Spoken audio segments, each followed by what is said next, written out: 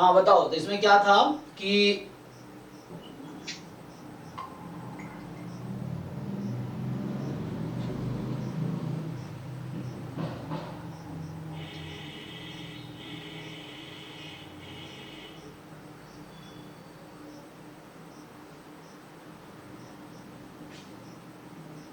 इसमें आप दूसरा बोल रहे हो कि हाँ, क्या डाउट है एंड के बाद?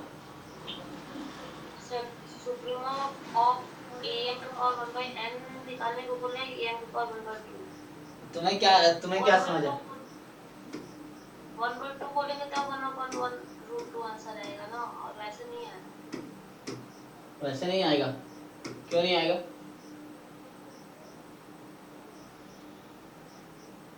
तो मतलब तो यही है, an की पावर 1 by n, कहना तो यही चाह रहा है। सो nth टर्म क्या है इस सीक्वेंस का? ये तुम्हें कैसे लग रहा है कि रूट लेंगे तो ये आ जाएगा, मतलब n की जगह तुम ये कह रहे हो यहाँ रूट ले लो 1/2 ले लो तो वो आ जाएगा लिमिट सुपीरियर। सर हमको लगा गलत दिया होगा इसलिए। नहीं, गलत नहीं दिया होगा, पहले मान के चलो क्वेश्चन सही है, ट्राई करो फिर देखो सही है गलत है, पहले नहीं अज्यूम करना क्यों दिया होगा गलत। तुम टर्म्स को देखो ना ठीक से कि nth टर्म, an का क्या मतलब है, nth टर्म है ना। सो nth टर्म क्या होगा इसमें देख के बताओ। nth टर्म के पहला टर्म 1/2, दूसरा टर्म 1/3, तीसरा टर्म 1/2 स्क्वायर, चौथा टर्म 1/3 स्क्वायर। सो पैटर्न देख के बताओ मुझे क्या समझ आ रहा है तुम्हें। एन तो मुझे ऐसा दिख रहा है कि पहला टर्म 1/2 है और दूसरा टर्म 1/2 स्क्वायर है, तीसरा टर्म पहला तीसरा पांचवा, तो पांचवा टर्म 1/2 का क्यूब है। तो इसका क्या मतलब समझ आ रहा है तुम्हें?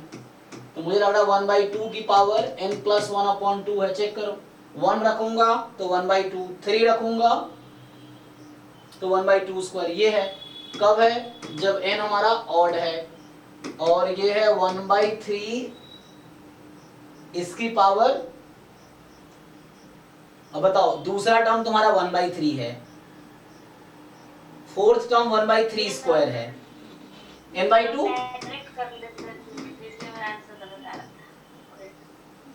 तो सीखो, ये सब सीखना है, यही सब सीखना है एग्जाम में, नहीं तो फिर गलती करके आओगे। जैसे घर पे तुम गलत मान रहे हो, एग्जाम में ऐसे तुम्हें लगेगा गलत क्वेश्चन है, तो यू हैव टू लर्न कि हाउ टू सॉल्व। ये चीजें जो गलतियां कर रहे हो उसको सुधारने की कोशिश करना होगा ना, तभी तो एग्जाम में सही करके आएंगे।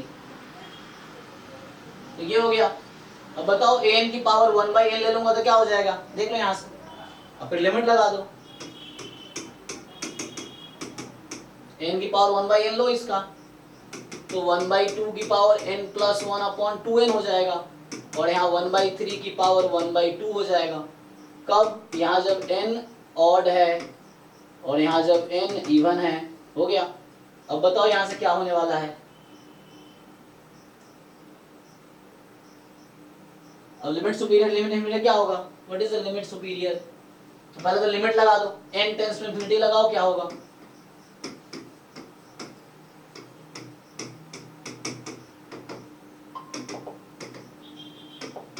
What is the limit superior? मतलब सुपीरियर बाद में आएगा, पहले तो लिमिट निकालो। जब n odd n tends to infinity पे क्या आएगी, ये n+1/2n की लिमिट क्या आएगी n टेंड्स टू इन्फिनिटी पे?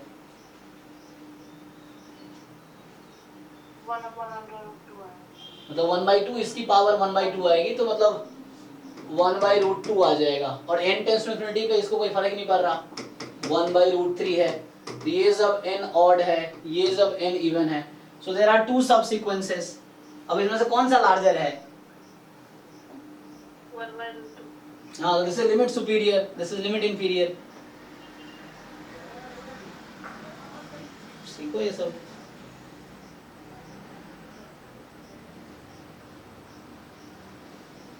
और ये एक्चुअली ये निशा, तुम जितने भी डाउट भेजे क्या तुम ऑनेस्टली बताओ, क्या तुम एक भी क्वेश्चन सॉल्व करके भेजे हो कि पहले खुद सॉल्व कर ले फिर पूछे? सर टेस्ट के टाइम पे सॉल्व किए थे, उसके बाद नहीं आया। तो उसके बाद दोबारा ट्राई कर सकते हैं ना, क्या गलती एनालिसिस, इसलिए बोलता हूँ टेस्ट का एनालिसिस करो। एनालिसिस में देखो क्या नहीं आता है, वो तुम बुक से सीख सकते हो, ऑनलाइन सीख सकते हो, या मतलब पहले तुम्हें खुद एफर्ट्स करने हैं। तुम एफर्ट्स नहीं करोगे, जैसे घर पे नहीं, वो टेस्ट में नहीं हो रहा है सॉल्व, एग्जाम में भी सॉल्व नहीं होगा अगर तुम खुद से सीखने की कोशिश नहीं करोगे तो। अब ये थोड़ी तुम्हारे जो क्वेश्चन है वो मुझसे पूछ लिए मैंने करा दिए, तुम्हें सब आ गया, नहीं आया तब भी। अगर मैं तुम्हें जो डाउट है मैंने सारे क्वेश्चन सॉल्व कर दिए, तब भी इसका ये मतलब थोड़ी कि तुम्हें आ गया, तुम्हें तब आएगा जब तुम फिर से सॉल्व करोगे। तो जैसे मैंने करा दिया, उसके बाद फिर से तुम अगर एक बार खुद से सॉल्व कर रहे हो तब जाकर तुम्हें आएगा, और अगर एग्जाम में क्वेश्चन आएगा तब जाकर शायद कर भी पाओगे। अगर सिर्फ तुम्हें टेस्ट में नहीं आया, तुमने मुझसे पूछ लिया, मैंने सॉल्व कर दिया, तुम भूल गए, फिर एग्जाम में वही क्वेश्चन आएगा तो एग्जाम में भी नहीं कर पाओगे तुम। ये थोड़ी कि सॉल्यूशन देख लिया था, स्कैन कर लिया दिमाग में, अब तुम पूछ लो, ऐसा नहीं होगा। जब तुम जितना खुद सॉल्व करोगे, कॉन्सेप्ट बिल्ड करना होता है कि उस क्वेश्चन में ऐसा क्या कॉन्सेप्ट है, क्या अप्रोच है जो आपको नहीं आ रहा है। तो जब मैं सॉल्व करता हूँ उसके बाद खुद से फिर सॉल्व करके देखो कि क्या तुम्हें वो अप्रोच अभी भी समझ आया कि नहीं समझ आया, वरना मैंने सॉल्व कर दिया तुम भूल गए। जब मैं भी भूल जाता हूँ, जब तुम देखिए क्वेश्चन देखा तुमने अभी वो वाला सिग्मा वाला, तो मुझे फॉर्मूला भूल जाता हूँ। क्यों भूल जाते हैं? क्योंकि बहुत टाइम बाद आता है क्वेश्चन, अभी आया 6 महीने बाद आएगा, तो उस 6 महीने वो फॉर्मूला यूज नहीं किया तो मैं भी भूल जाता हूँ इस तरीके से। लेकिन आपको रिवाइज करते रहना चीजों को, तभी तो याद रहेगा। तो एग्जाम में आप भी भूल जाओगे, और मुझे जब एग्जाम देना हो तो मैं भी याद करके जाता हूँ ये चीजें। एनीवे, इसमें क्या डाउट है? सर इसमें फॉर्मूला क्या यूज करना वही नहीं, x minus mu by sigma. A normal population has a mean 0.1, standard deviation 2.1. So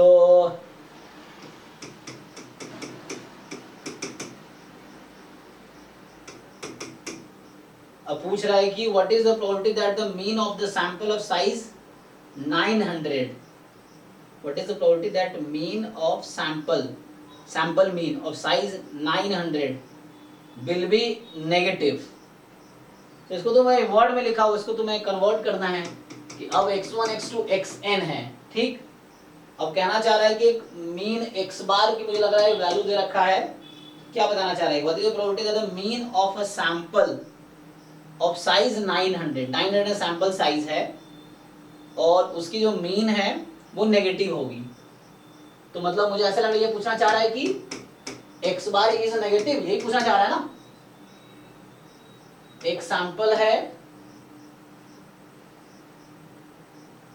so x1 x2 xn,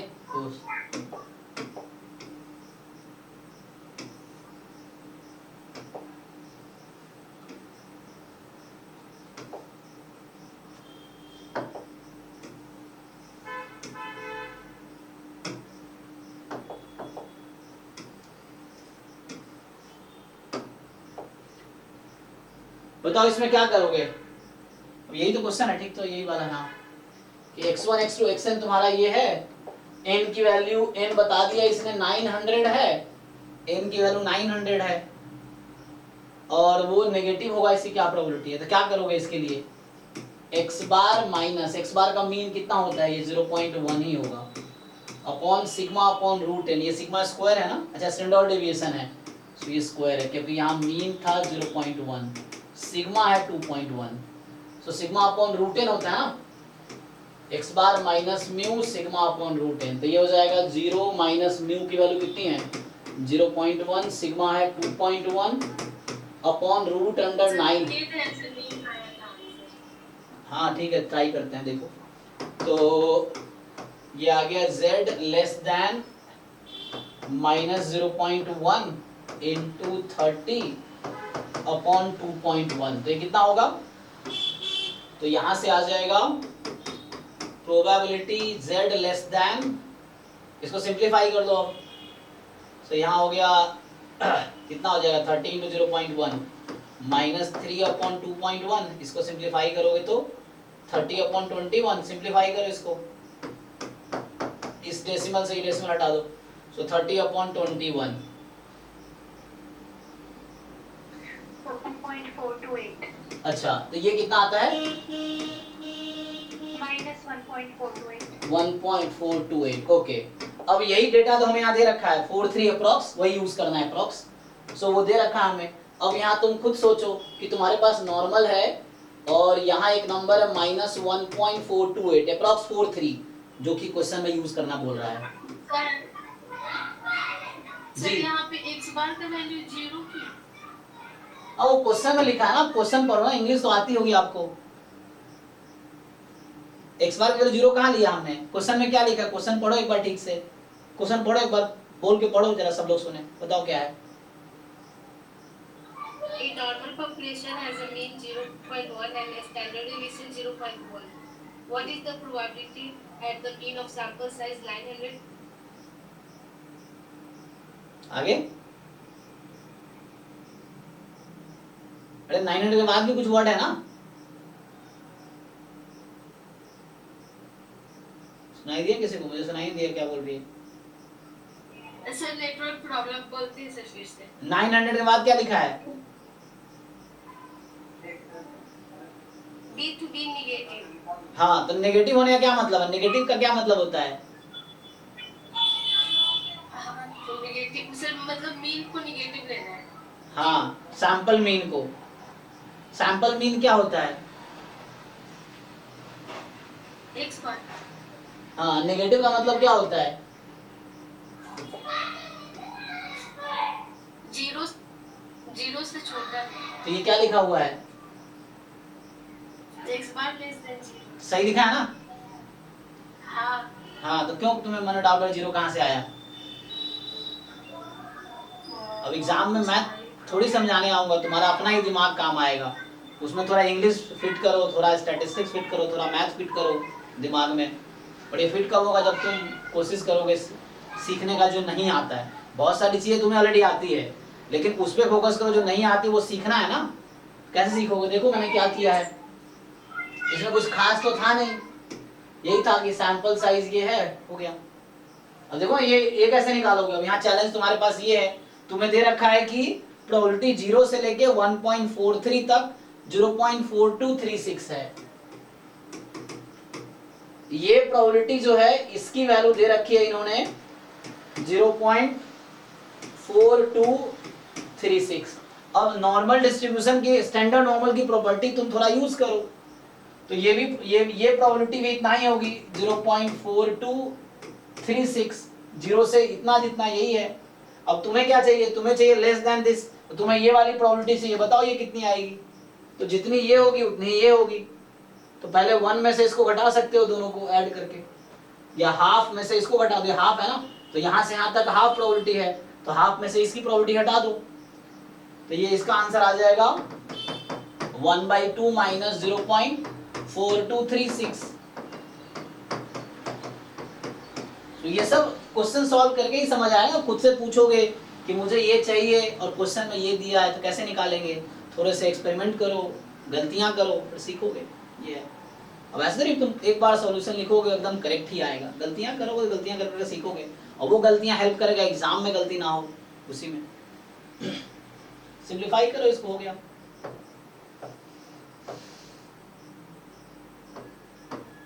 ये सही लिखा हूं कि नहीं? एक मिनट चेक कर लो। 5 था ना, तो 5 था, तो यहाँ पे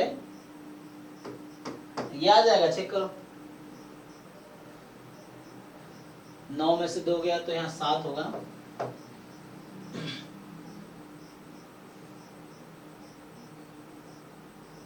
ठीक है जी, क्या कोई आंसर है? ये कैलकुलेशन चेक कर लो एक बार, मैंने सब्ट्रैक्शन ठीक किया ना? Yes sir.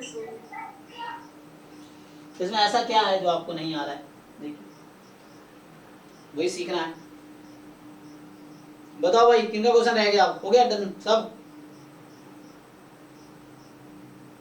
सर एक प्रोबेबिलिटी डेंसिटी फंक्शन है, इसका रीजन ऑफ इंटीग्रेशन बता दीजिए। कहाँ है क्वेश्चन? सर मैं बता रही हूँ, एलिप्स की इक्वेशन है x²/4 plus y²/9 less than equal to 1। ये यस सर, इस पे मतलब पीडीएफ दिया हुआ है 1/6 पाई और ग्रेटर देन 1 पे फंक्शन 0 है। ठीक है, तो ये आपके पास है यहाँ 1/6 पाई है और 0 अदरवाइज है ना, ये 0 लिख लो अदरवाइज। तो ये किसकी इक्वेशन है?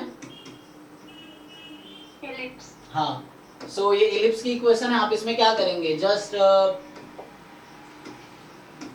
सो एलिप्स में x²/2² y²/3², तो x पे 2 यूनिट और y पे 3 यूनिट। सो ये रफली ज्वाइन कीजिए, है ना। तो ये मतलब ये सर्कल नहीं होता है, ये मैं थोड़ा ड्रॉ ऐसा कर रहा हूँ, मान लो रफली ऐसा है, यहाँ पे 3 है, यहाँ -3 है, यहाँ -2 है और यहाँ +2। एग्जाम्पल के लिए रफली समझ लो, सही ग्राफ है। तो इस तरह से है। सो ये ग्राफ होगा। अब क्या करना है हमें यहाँ पे एक्चुअली, अच्छा आपने क्वेश्चन भेजा नहीं ना, हमें क्या करना है इसमें, इसमें कोवेरियंस निकालना था। कोवेरियंस निकालना था एक्स वाई के बीच का, है ना। तो Yes, sir. हालांकि इसका आंसर 0 है, कोवेरियंस 0 आता है, इंडिपेंडेंट नहीं है, ये स्टैंडर्ड क्वेश्चन है। तो ठीक है ना, कोवेरियंस 0 आएगा और इंडिपेंडेंट नहीं है। ये कोवेरियंस 0 होना जरूरी नहीं इंडिपेंडेंट होगा। तो उसकी वजह ये है क्योंकि यहाँ है ना x positive y positive, x negative y positive, x negative y negative, x positive y negative, तो इन ऑल सब मिला के 0 हो जाता है। सो कोवेरियंस के लिए क्या करना पड़ेगा, expectation of x into Y minus ex ey। अब मैं आपसे पूछूं e of x into Y आप कैसे निकालोगे, double integration x into Y joint PDF 1/6 pi dy dx। अब मैं आपसे पूछूं y की लिमिट क्या होगी यहाँ पे, सो मैं क्या प्रॉब्लम है सर? कुछ प्रॉब्लम नहीं है। देखो ये x एक्सिस है, तो x एक्सिस के ऊपर y की वैल्यू पॉजिटिव होगी और x एक्सिस के नीचे y की वैल्यू नेगेटिव होगी, सिंपल है। तो इस इक्वेशन को अगर आप सॉल्व करो, अगर आपसे मैं पूछूं कि like x² 4 plus y² 9 equal to 1 है, तो यहाँ से क्या होगा, y² अपॉन 9 की वैल्यू हो जाएगी 1 माइनस x² 4, तो y² की वैल्यू हो जाएगी 9 इंटू 1 माइनस x² 4, तो y की वैल्यू हो जाएगी प्लस माइनस रूट अंडर, तो इसको बाहर कर लो 3 1 माइनस x² 4 और सिंप्लीफाई करोगे तो यहाँ से आ गया y बराबर plus minus 3/2 root under 4 minus x²। अब आपको डिसाइड करना है कब प्लस और कब माइनस। तो यू नो x एक्सिस के ऊपर y पॉजिटिव है, x एक्सिस के नीचे y नेगेटिव है। सो इस कर्व की जो इक्वेशन है, ये जो अपर हाफ है इसकी इक्वेशन है y बराबर प्लस, ये सब तो पता होना चाहिए ना, थोड़ी बेसिक चीजें हैं ये सब। सो यहाँ पे जो आएगा आपके पास this is 3/2 root under 4 minus x², and जो ये इक्वेशन है this is y is equal to minus 3/2 root under 4 minus x²। तो यहाँ से यहाँ तक लिमिट हो जाएगा। बेसिकली जो लेस देन इक्वल टू 1 का एरिया है वो एलिप्स के अंदर का है। Yes yes yes, less than equal to inside ellipse, yes. Okay sir, हो जाएगा। तो ये जो रीजन है, yes this is inside ellipse. जैसे x² plus y² less than equal to r², तो सर्कल का इनसाइड का पोर्शन होता है, वैसे ही एलिप्स, क्योंकि एलिप्स जनरल केस है सर्कल का, सर्कल स्पेशल केस है एलिप्स का। Okay sir. और किसी को डाउट है कुछ?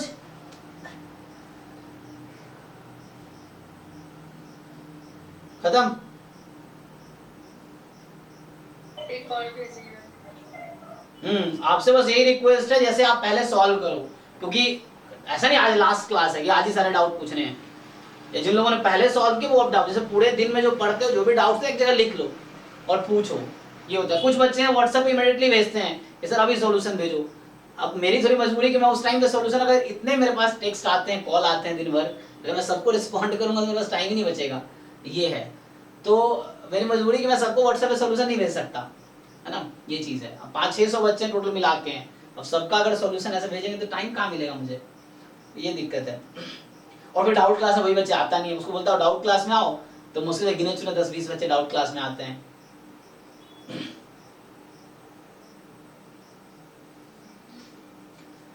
सो fx हमारे पास क्या है, a0 प्लस a1। एक तो पहले उनको टेक्स्ट करना कि बीच में इक्वल टू छूट गया है ना, तो a0 plus a1 mod x plus a2 mod x square plus a3 mod x cube is differentiable eight 0। अब तुम लोग डिफरेंशिएबिलिटी तुम्हें पता है क्या होता है?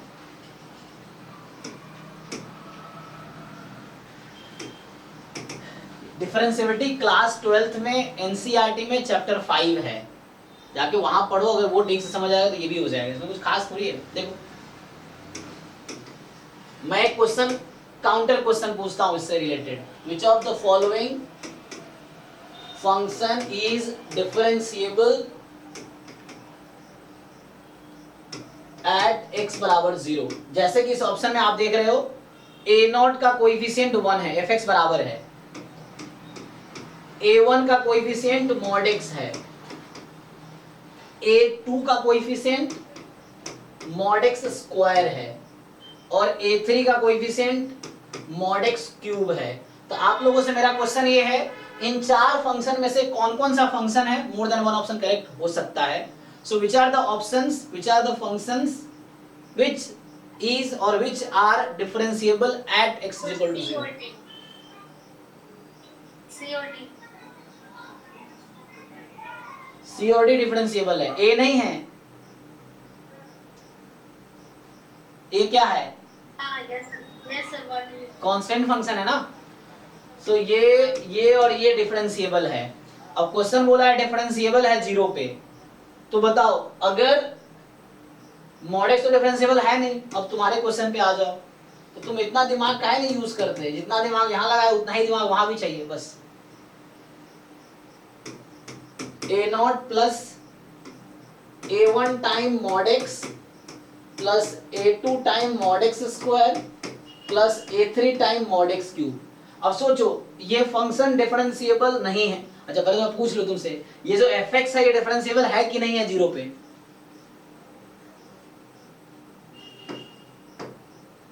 तो ये जो फंक्शन fx लिखा है क्या ये 0 पे डिफरेंशिएबल है? यस और नो? Yes sir लिखा हुआ है क्वेश्चन में at x डिफरेंशिएबल है। वो तुमसे पूछ रहा है कि कब डिफरेंशिएबल होगा, चार ऑप्शन में कंडीशंस हैं, तो दिया हुआ नहीं है। वो पूछ रहा है कि इन चार ऑप्शन में से क्या कंडीशन होगा ताकि ये डिफरेंशिएबल हो जाए। अभी ये डिफरेंशिएबल नहीं है। Yes sir यानी mod x वाला 0 होगा जी, तो जब इतना दिमाग है तो क्यों डाउट पूछ रहे? बताओ, तो आसान क्वेश्चन, तुम्हें पता ही आंसर, तो पूछने का क्या मतलब है? सही बात है। तो ये वाला कोएफिशिएंट 0 हो जाएगा ना, तब ये डिफरेंशिएबल हो जाएगा। अभी ये डिफरेंशिएबल नहीं है ड्यू टू दिस टर्म, इस टर्म की वजह से ये डिफरेंशिएबल नहीं है। तो अगर इस क्वांटिटी की वैल्यू 0 हो जाएगी तो डिफरेंशिएबल हो जाएगा ये। तो this is the correct option. So this function is differentiable if this happens. So this function is differentiable if a1 is 0। तो हो गया डी ऑप्शन। क्या डाउट है सर बताओ? This has to be 0, otherwise ये नेसेसरी कंडीशन है, होना ही पड़ेगा 0 तब जाके वैसा होगा।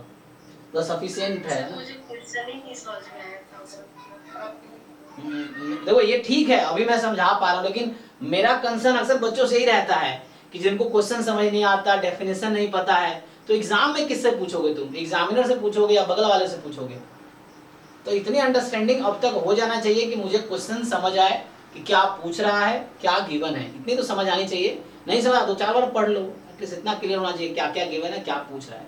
नहीं जो क्वेश्चन ही समझ नहीं आएगा, उसमें जो टर्म्स हैं, वर्ड यूज किए हैं, उसका मतलब नहीं पता होगा तो किससे पूछोगे? एग्जाम में तो अलाउड है नहीं बात करना, और एग्जामिनर जो ड्यूटी कर रहा है वो तो बताएगा नहीं, और ऐसे उसको आता भी नहीं होगा, जरूरी थोड़ी तुम्हारे बैकग्राउंड का है वो। तो ये सब तो तुम्हें खुद से ही पहले पता होना चाहिए। क्वेश्चन सॉल्व तब होगा जब क्वेश्चन समझ आएगा। तो क्वेश्चन समझने के लिए बहुत ज्यादा वो थोड़ी चाहिए। ठीक है, एनीवे। और कोई डाउट है किसी को? कोई डाउट नहीं है? मॉक टेस्ट में और कोई डाउट नहीं किसी को, या पीवाईक्यू में, या सिलेबस से रिलेटेड? तो एक क्वेश्चन, पहला क्वेश्चन रह गया खाली, है ना, कि जो आई थिंक रिया ने पूछा था वो रह गया बस। सर मेरे एक टेस्ट में 20-25 आ जाता है डाउट, तो एक साथ कैसे पूछूंगा? 20-25 सर नहीं हो पाता है जो क्वेश्चन। हाँ नहीं हो पाते हैं, हाँ सर। क्वेश्चन नहीं हो पाते हैं। हाँ सर, मतलब हो नहीं पाता है, कुछ गलत हो जाता है जो, तो ऐसे ढेर सारा हो जाता है ना, तो एक साथ सारा फोटो भेजने में दिक्कत।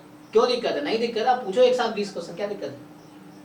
कोई प्रॉब्लम नहीं है, अभी भेजो एक साथ 20 क्वेश्चन भी है ना, 1 घंटा हमारे पास, अभी तो 8 बजे हैं, मैं करता हूँ सॉल्व, इसमें क्या है? कर लेना पड़ेगा स्क्रीनशॉट। हाँ स्क्रीनशॉट या फोटो लेके भेजो, अभी करो, 1 घंटा है हमारे पास, बताओ।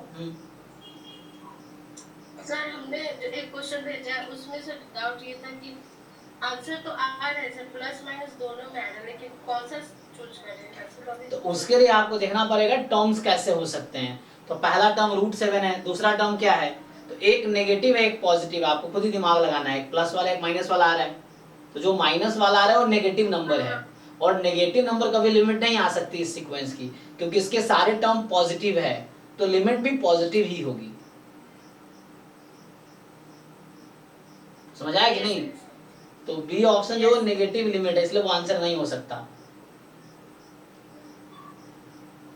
जितने भी डाउट है सब पूछो, उसमें कोई डाउट वो थोड़ी है तुम्हें, अगर मान लो 75 क्वेश्चन है उसमें तुम्हें 60 क्वेश्चन पे डाउट है, 60 का 60 पूछो, बताऊंगा थोड़ी। लेकिन एक बार फिर से, जैसे टेस्ट तुमने दिया, तुम अटेम्प्ट किए, 20 क्वेश्चन नहीं हुए, तो मेरा बस तुमसे ये एक रिक्वेस्ट है कि उन 20-25 क्वेश्चन को एक बार फिर से सॉल्व करो टेस्ट के बाद, और ऐसा जरूर होगा उनमें से तुम 50% 40% क्वेश्चन कर पाओगे टेस्ट के बाद।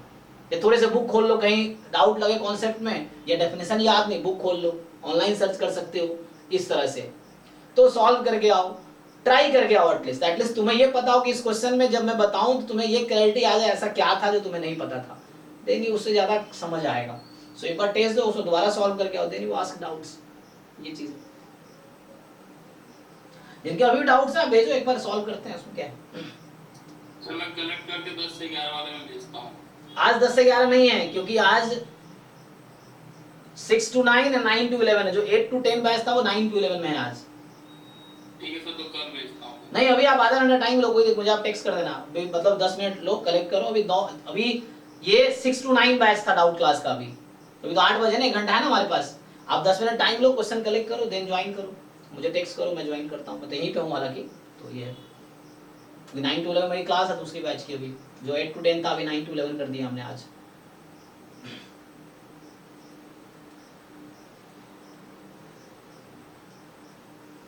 देख लो जिनको है बताओ, कलेक्ट करके। ब्रेक ले लो थोड़ी देर का।